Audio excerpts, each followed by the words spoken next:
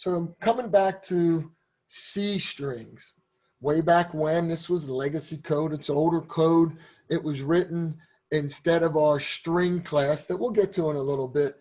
But we had this C string class, and we had to really learn how to deal with character arrays and making sure we leave room for that /0.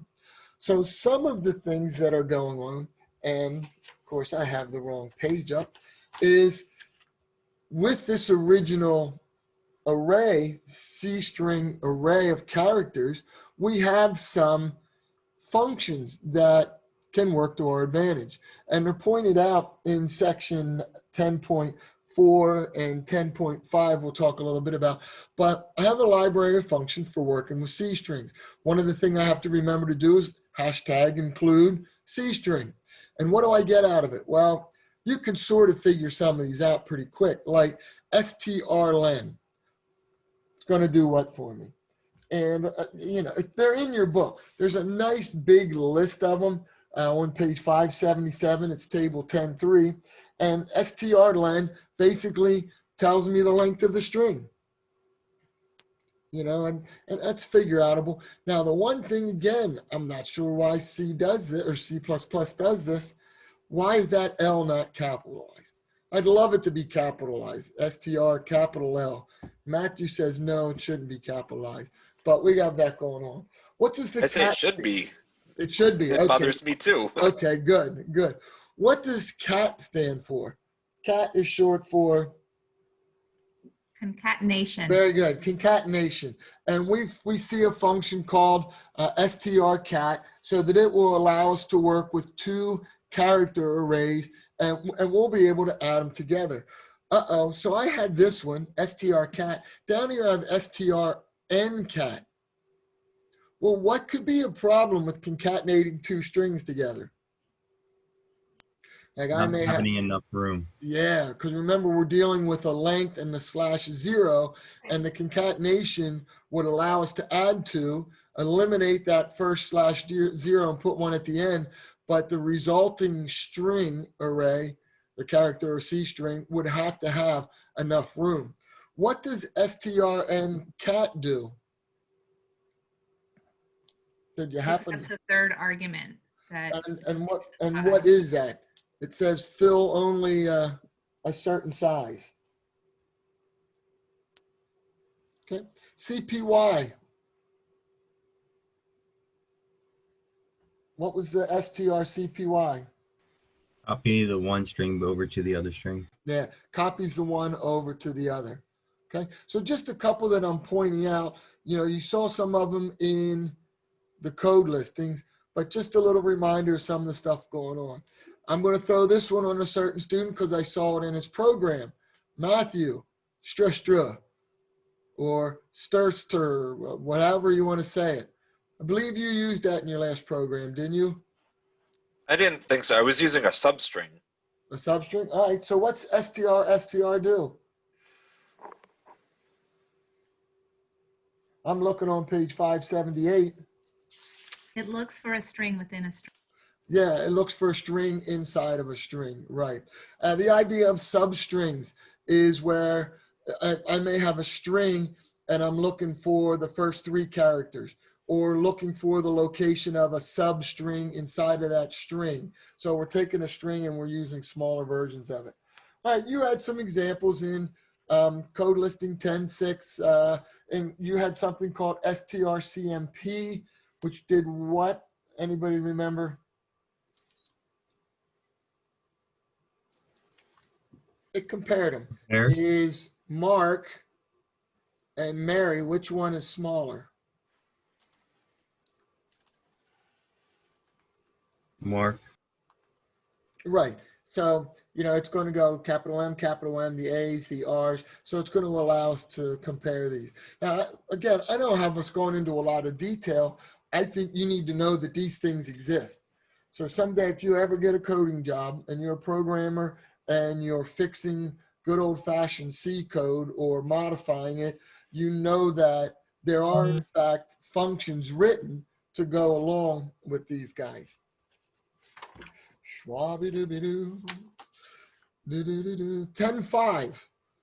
10.5, we get into some things where we're going to do some conversions, okay? So the first thing we're going to look at is this, what if I want to convert a C string to an integer? So we're looking at a couple different categories here in 10.5. The first one, I have these three functions in this std lib, C standard library, that's going to allow me A to I convert a C string, which we're referring to as by A, to an integer. So if I want to convert a C string to an integer, I need this A to I. Well, we know that there's also a string class written that we can use. That's the plus plus part. And I can do similar types of things. If I want to convert a regular string object to an integer, I'd use this S2I. Okay, if I wanted to convert it to a long, so whatever one I want, there's multiple ones. If I wanted to convert it to a float, it would be A to F. But if it's a C string, I need to use this include. If it's a regular string, I need to include just string. Okay, again, converting a C string or a regular string. Other things that are going on, I have something called toString, which is also coming out of this file of include string. The toString says take an integer value and convert it into a string. And I have toString where I could do a long as my argument, I could do a double as my argument, I could do whatever I wanted. And there was an example of that in code listing 1010 as well. Note, when reading in a number with a cin.get, okay, we're dealing with talking about strings and stuff. The carriage return is left in the buffer. Okay, we're familiar with that happening. We've seen it once or twice. If reading a next string, the buffer is read and I don't get anything. We were doing that with a lady's name, Mary Smith or something early on. Solution, use cin.getLine and then use the conversions from up above. All right. So before we move on and get some more material, I'm going to have you do two short programs. I'm going to pause the recording. Resume. Okay, so everybody seems to be having trouble with this A to I. And I was watching a couple of the groups, and say we start with a C string and we're all happy about it. When I get ready and put something in this A to I, this has to be a C string. Like I noticed one group tried to put array sub X, where X was a loop control variable. And what is this X? Well, that's maybe like a number 2. And you're thinking of the array, if I have 1, 2, 3, 4 is my number, and this is 0, and this is 1, what is at each one of these locations? So if I said array sub 0, what is there right now? Just a character 0. Right? So this is sitting here in single quotes. Now, this array sub X is just a character. It's not a C string.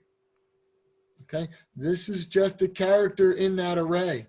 So when we're working with a C string, you need to put something in this A to I that would be like 1, 2, 3, 4 kind of deal. Has anybody figured a way around this up to this point? Pointer variable. I'm sorry? Use a pointer. I heard somebody say a pointer. Possibly. I know one group was taking this ARR sub X and they were using the concatenation of a plus. So can I take a character and add something to it to make it a string? Group that was doing this, did this work? It did not work for us. Okay, so you're trying to combine a character and a string to make a character array. That didn't work. Well, why do you want to break the array apart? So if this is my character, my C string, 1, 2, 3, 4 /0, okay? And by the way, is the /0 single quotes or double quotes? Remember, this was ASCII 0, which means it's a character. Okay, so it's a character. It's not an actual string. So putting double quotes here wouldn't work. Why not just take your inputted C string and put its name here and convert it to an int? So now you have X equals the number 1, 2, 3, 4. And how do I add those digits? So again, what I'm saying is don't try to break this apart and add them. Go right away into making this an integer. And now how can I take 1, 2, 3, 4 and add those 4 digits up? Mod 10. Yeah, mod 10. Well, that would maybe mod 10, but there's also some kind of integer 10 and mod 10 and some things that may come into play in a little loop for you to add each of those up. Does that help? Yes, it does. Okay. Did anybody else get it working another way up to this point? So we were trying to look at the character array and ASCII values and do something with that. Okay. So it wasn't actually a conversion. Right. So you could take array sub X, and what can you do to a character to turn it into its ASCII? So that's what we were trying to look up. It's subtract some constant, or we can take some value from it. Do you have to first convert it to an int? We didn't. We Okay. took it, well, because it was interpreting it as an int, It was letting it come in. So what I'm as the saying, ASCII int value. Yeah. right. So if you took the ASCII int value, that's absolutely correct. That's a second way to do it. Take this character and think of its ASCII number. Get its ASCII number and then decide what's the difference between one's ASCII number and one's value. So you'd have to look on the ASCII chart. That would be a second way to do it. That would be a good idea as well. Yep. So 2 different ways to solve this. But I wanted to get back to getting you to remember that what's inside of this parentheses has to be a C string. Okay? A C string, not individual characters. All right.